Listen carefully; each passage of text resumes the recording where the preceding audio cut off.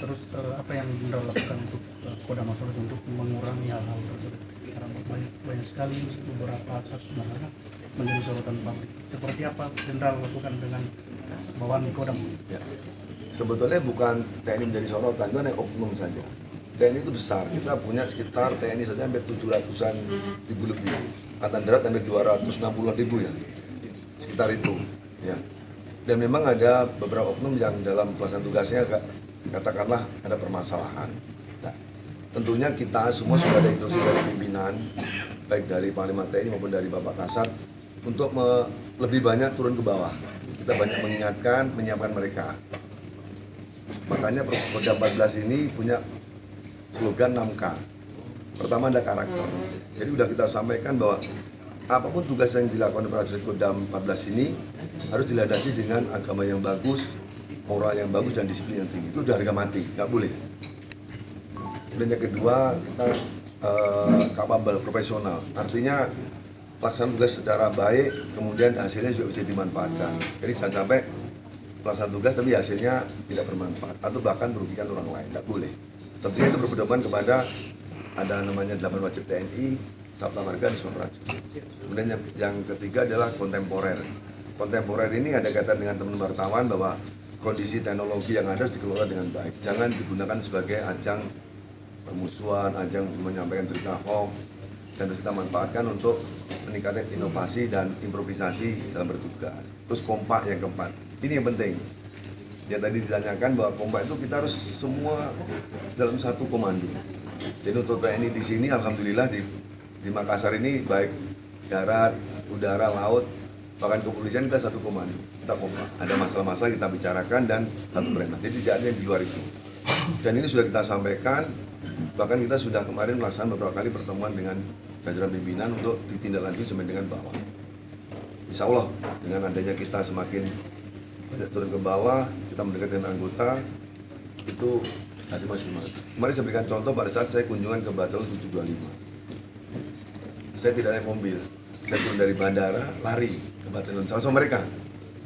3 kilo lebih, jalannya nanjak lumayan.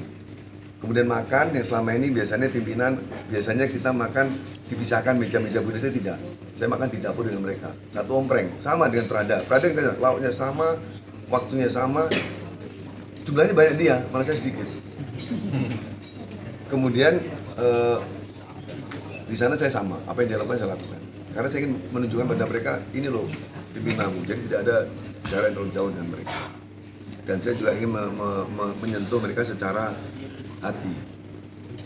Sesuai dengan Bapak Kasat, kita ada mengenal green leadership gitu. Jadi sentuhan-sentuhan dengan hati humanis lah gitu, sehingga mereka diharapkan bisa tersentuh situ. Kemudian kesemestaan, artinya kita juga jangan tidak menghasilkan. Jadi sesuatu potensi yang ada di dalam masing-masing kalau dikelola dengan baik, apalagi saat ini kan kita lagi pemerintah menggelurakan masalah ketahanan pangan. Jadi kita akan tekankan itu. Bahkan kemarin saya sudah komunikasi dengan pihak BI, ada kerjasama masalah pertanian dan perikanan. Sehingga nanti itu anggota di samping itu pelaksana itu. Sehingga mudah-mudahan mereka nggak banyak macam-macam. Selesai tugas ada lagi yang dilaksanakan untuk membantu masyarakat itu. Yang terakhir adalah kerakyatan. Kerakyatan ini untuk menjawab dan disampaikan bahwa kita harus tahu bahwa rakyat adalah kita adalah rakyat. Sehingga apapun kita lakukan harus bermanfaat buat masyarakat. Saya yakin kalau itu dilakukan, kita insya Allah bisa melaksanakan tugas seperti yang diharapkan. Satu lagi Pak Jenderal, setelah Pak Jenderal bertugas di sini, apa penilaiannya terhadap wilayah, ketiga wilayah Sulawesi Selatan, bagaimana mengelolanya Pak? Kalau saya menggunakan filosofi, kalau kita baik, pasti kan akan ditemukan orang baik. Saya selalu positive thinking, saya menganggap bahwa wilayah Sulawesi ini ya baik aja. Memang awalnya saya mikir, waduh, kasar ini. Tapi begitu saya masuk di sini, alhamdulillah itu tidak saya temukan, ternyata baik-baik. Jadi kata itu seperti duren, pura-pura kasar tapi dalamnya hati baik. Nah, dan saya selalu positif, saya tidak pernah mengatakan negatif. Jenderal, satu lagi terakhir, kemarin kan ada kasus di Sulawesi Barat yang oknum TNI menganiaya sama TNI, kasus perselingkuhan, bagaimana nih? Oke, jadi begini teman-teman wartawan sekalian, Kadang-kadang kita membuat berita itu belum dicek, langsung beredar luas mana-mana. Saya juga kaget itu. Padahal masalah itu bukan seperti itu sebetulnya. Itu masalah orang dewasa. Jadi artinya memang itu sudah lama ceritanya dan tidak seheboh itu. Tapi masalah itu kemarin sudah diselesaikan oleh kekeluargaan antara pihak TNI, kita Komandan Kodim dengan keluarga yang si laki-laki itu korban. Memang korban itu ya namanya ada medit lah dengan istrinya, tapi sudah diselesaikan secara keluargaan dan akan diambil selesai dengan cara ya win-win solution.